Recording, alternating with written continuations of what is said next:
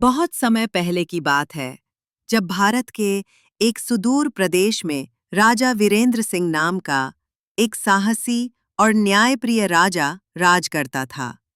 वीरेंद्र को शिकार का बहुत शौक था।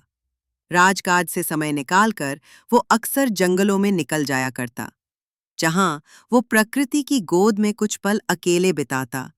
एक दिन एक सुनहरी सुबह राजा ने अपने प्रिय घोड़े अश्वराज पर सवार होकर गहरे जंगल की ओर रुख किया।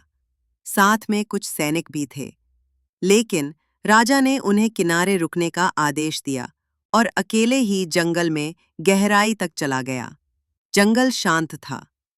पक्षियों की चहचहाहट और पत्तों की सरसराहट ही सुनाई दे रही थी। तभी राजा को एक हिरण दिखाई दिया। उसने धनुष उठाया और निशाना साधा, लेकिन तभी एक आवाज आई, रुको, उसे मत मारो। राजा चौंक गया। उसने मुड़कर देखा, एक युवती खड़ी थी।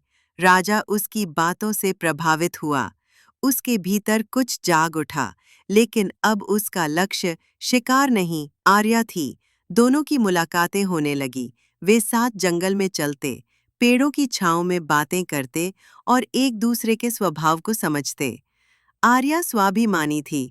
उसने राजा को बताया कि वो वनवासियों की नेता है और जंगल की रक्षा उसका धर्म है। राजा ने उसके आदर्शों को समझा और उसका सम्मान किया। राजा के अंत में राजा वीरेंद्र और आर्या का विवाह पूरे राज्य में धूमधाम से हुआ। आर्या अब रानी आर्या बनकर महल में आई, लेकिन उसके आदेश पर राज्य में एक बड़ा हिस्सा वन्यजीव अभयारण्य बना दिया गया, जहां शिकार पूर्ण रूप से बंद था। राजा ने न केवल एक जीवन संगिनी पाई, बल्कि प्रेम के माध्यम से अपनी सोच को भी बदला। जंगल की रानी अब पूरे राज्य की प्रिय बन गई थी। प्रेम केवल आकर्षण नहीं, बल्कि समझ, सम्मान और समर्पण होता है। एक सच्चे प्रेम में परिवर्तन की शक्ति होती है।